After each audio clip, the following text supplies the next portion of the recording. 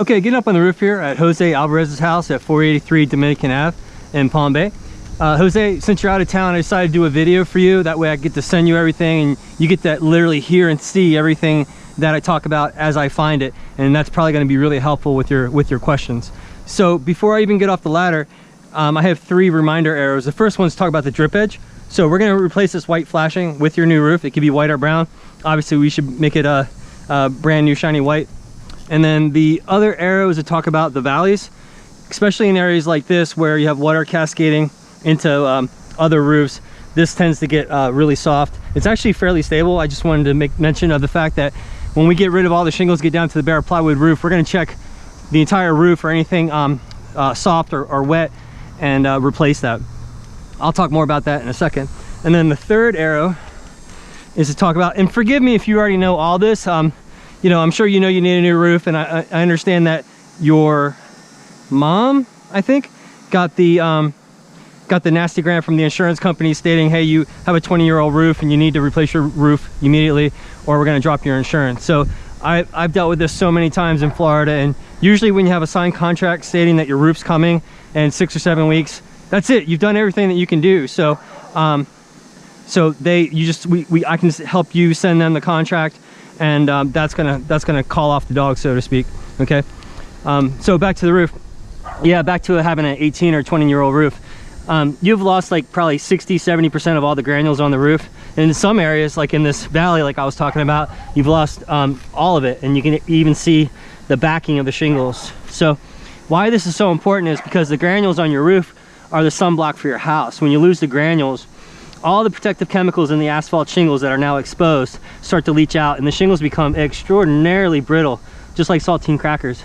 And you're gonna see a lot more of that on the back. So that's the #1 reason why roofs go bad, is because they lose the granules. It's not just that they lose the granules, is that they dry out and then they start just fracturing and breaking off in droves like we're seeing over here too.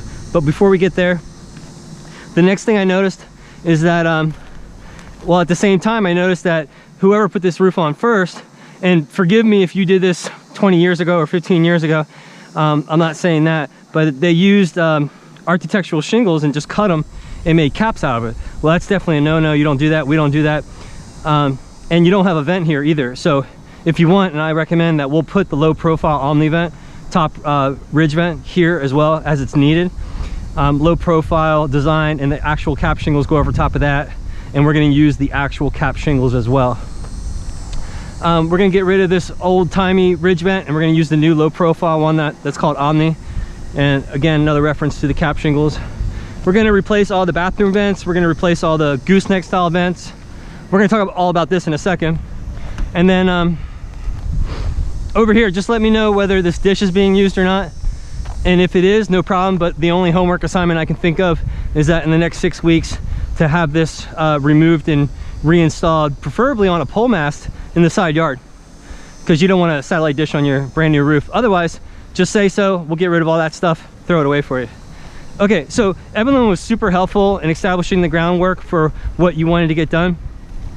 I was very pleased to see that this wasn't like some old-timey flat roof. You know, really nice job with that. But I did find, well, quite a few things that need to be talked about. I know you're not interested in having this replaced. Okay, so do this. Put that magic number in your head, what you hope the price of the roof is going to be. Okay, and after I talk about all this, if I still give you that magic number, you should allow us to replace this for these reasons. Well, you already know about the ridge cap. So what I was going to do first, my thought process has happened in a very linear fashion. First, I saw the ridge caps. Okay, these are not right. I was going to offer that we, you know, for a moderate expense, we're going to replace these incorrect shingles and put the proper ridge caps. Then I noticed the lack of a vent. You have no vent. You need that, because that's a lot of square footage. It's going to help cool the rest of the house down, especially since it's going in a perpendicular fashion. So air is going to come in this way. It's going to push hot air out that way. That's a good sign. So I was going to offer that as well too. Next, we were going to re-roof up into the valley. Okay, so we would remove these shingles here, right? Make sure there's peel and stick. I'll talk more about that in a second. And then that as well too. That was another part. Then the story started to change. as I was walking this way, it is ridiculously soft, and you could probably see the depression right here in this area here. You have bad wood. Someone covered up really bad wood. Do not step on that. This is even worse over here. So look at that. Okay, so then I was like, man, there are more problems than good already starting to develop here. And then I thought about, okay, so if somebody covered up bad wood, if somebody used cut up shingles as ridge caps and didn't put a vent, then there's a very high likelihood that they certainly didn't follow codes, and there certainly may not be a permit for this. So when we do this correctly and we have the midpoint inspection, they're gonna see this, and that's gonna be a problem. The other half of number 4 is, at this point, there's no way that Florida native wants to butt up to this and not address these glaringly obvious problems, deviations. Okay, that's got to be replaced. That's got to be replaced. So again, back to that magic number. I'm going to provide you an estimate for a full roof replacement, and I really, really hope, and I think you'll be very pleased to see that it's definitely in your best interest for us to take it all off, replace the bad wood, follow the codes, do the permits, do it correctly. Okay, I think I've said enough about that. And I hope you really understand. Oh, and I thought of a 5th one too. It's really important. We can't warranty this. We can't even warranty this.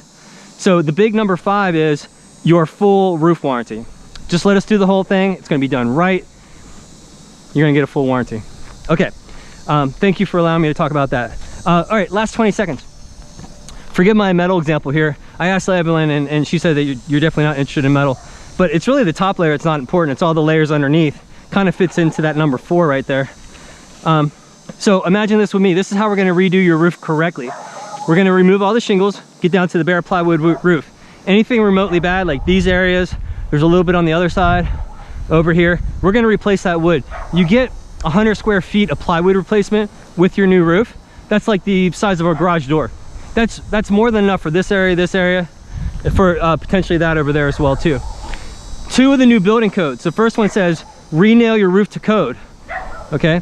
So we're gonna go through with that bare plywood roof, and we're gonna re-nail the plywood to the roof trusses. The code says every 6 inches, we go every 4 to 5 inches. We're gonna double, triple the number of nails holding your plywood to your roof trusses. The really important code is called waterproof barrier. Maybe you've heard of peel and stick. So we're gonna cover every inch. Again, we don't even know what's underneath of there. Felt paper, peel and stick. We're gonna get rid of, we're gonna cover every inch of this bare plywood roof after we re-nail it with the waterproof barrier, the peel and stick. And then we're gonna put your 30-year Certainty Landmark series shingles over top of that. As a company, 99% of the time we use Certainty Landmark because it's the heaviest, it's the thickest shingle out there for the same price as the other companies. It's just better with a better warranty. And then last little bit is, currently you have what's called weatherwood. So that's the color. That's the color of this one right here. Okay, so I hope you find this really helpful. Give me a call if there's any questions that you have. Thanks.